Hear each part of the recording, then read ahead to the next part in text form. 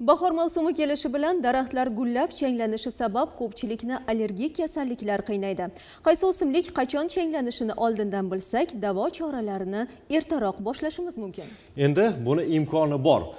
Gap shundaki, Innovatsion rivojlanish vazirligi qoshidagi ilg'or texnologiyalar markazida tuzilgan changlanish kalendari bu borada ko'makchi bo'la oladi. Hozir shu haqda.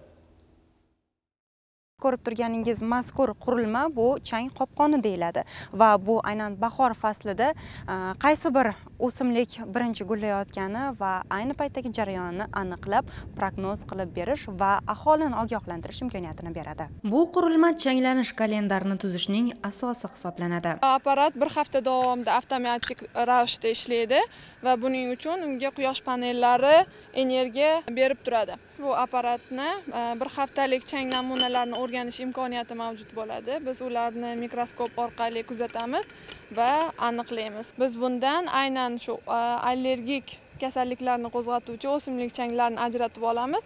Monitoring qilib, hozirgi paytda Xalqaro molekulyar allergologiya markazi saytida va Innovatsion rivojlanish vazirligi saytida ma'lumotlarni berib turibmiz. Oxirgi paytlarda allergiya bilan kasallanish ko'rsatkichi ko'payib bormoqda. Jahon sog'liqni saqlash tashkiloti ma'lumotiga ko'ra, dunyo aholisining 40% dan oshig'i allergik kasalliklarga chalingan. Mutaxassislarning ta'kidlashicha, 15-20 yildan so'ng yer yuzida har ikkinchi inson allergiyadan aziyat cheka boshlaydi. Shunday ekan, jadal sur'atlarda o'sishi kuzatilayotgan bu kasallikning ta'siridan himoyalanishga imkon yaratuvchi har qanday tadqiqot o'ta muhimdir. Juda ko'p o'simlik turlari allergiya qo'zg'atadi. Bulardan 200 tasi hozirgi paytda O'zbekiston bo'yicha mavjud. Ulardan hozirgi paytda 25 tasini aniq monitoringini qilib berish imkoniyati bizda mavjud. Fevral oyining oxirida va mart oyining boshida qizil rang bilan ko'radigan bo'lsak, 2-3 tur o'simliklarda allergiyalanish xavfi aholida juda ham ko'p kuzatilgan.